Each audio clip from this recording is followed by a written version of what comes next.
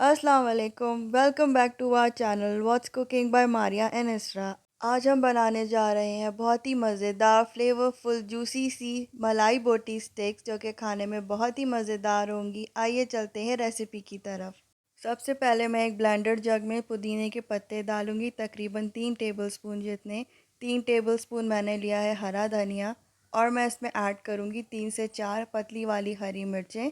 ہری مرچ آپ کم یا زیادہ بھی کر سکتے ہیں۔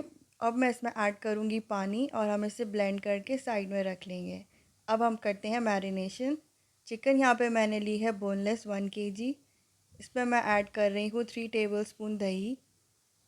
اس کے بعد میں نے اس میں ایڈ کیا ہے 1 ٹیبل سپون پپایا پیسٹ بھر کے۔ 1 ٹیبل سپون میں ایڈ کروں گی جنجر گارلک پیسٹ۔ ایک ہاف لیمن کا جوس ہے اس میں۔ پھر میں ایڈ کروں گی spices, 1 T spoon salt, half T spoon black paper, 1 table spoon میں نے اس میں ایڈ کیا ہے زیرہ پاؤڈر، 1 ٹیبل سپون میں نے اس میں ایڈ کیا بھنا ہوا دھنیا، ہاف ٹی اسپون ایڈ کیا میں نے مسٹرڈ پاؤڈر، آپ مسٹرڈ پیسٹ بھی یوز کر سکتے ہیں۔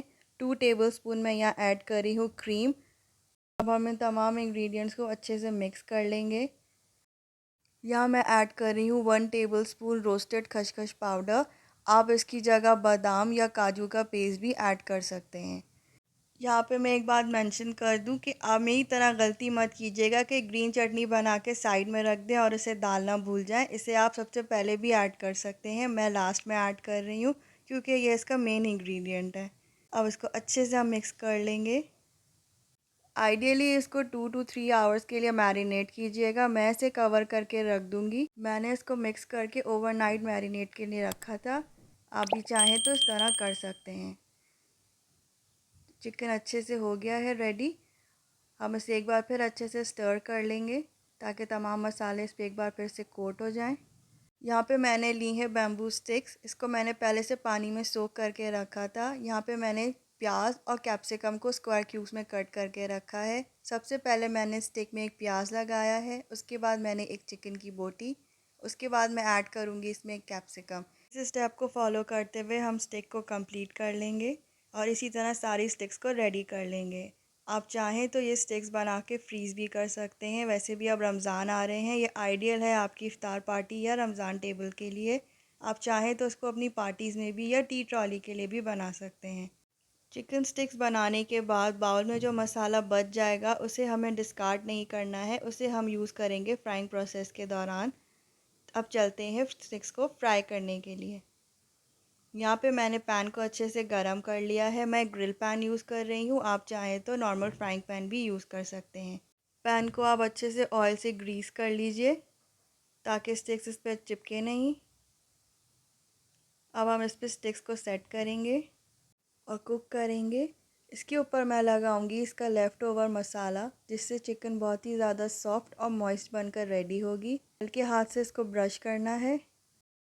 اب ہم سٹکس کو ٹرن کر لیں گے۔ دیکھیے اب اس میں ہلکا سا کلر آ گیا ہے۔ ٹرن کرنے کے بعد اس پہ دوبارہ سے مسالہ لگائیں گے تاکہ موئسٹ ہو جائے اور چکن کوک ہو جائے سب طرف سے اچھی طرح سے۔ میں نے کوئلے کے ایک پیس کو گرم کر لیا ہے اسے باربیکیو فلیور دینے کے لیے۔ سب سے پہلے میں نے ایک فوائل کا پیس رکھا ہے، اس پہ میں ایڈ کروں گی کوئلہ اور تھوڑا سا آئل ڈال لیں گے، کور کر کے رکھ دیں گے 3 سے 4 منٹ کے لیے۔ آپ چاہیں تو اس ملائی بوٹی کو باربیکیو بھی کر سکتے ہیں۔ مزیدار سی ملائی بوٹی سٹکس بن کر ریڈی ہیں۔ اگر آپ ہمارے چینل پہ نئے ہیں اور آپ نے ہماری ویڈیو یہاں تک دیکھی ہے تو ہمارے چینل کو سبسکرائب کرنا مت بھولیے۔ سٹکس کو سرو کیا ہے میں نے منٹ رائتے اور سیلڈ کے ساتھ۔ آپ دیکھ سکتے ہیں کہ ملائی بوٹی کتنی سافٹ اور جوسی بن کر ریڈی ہوئی ہے۔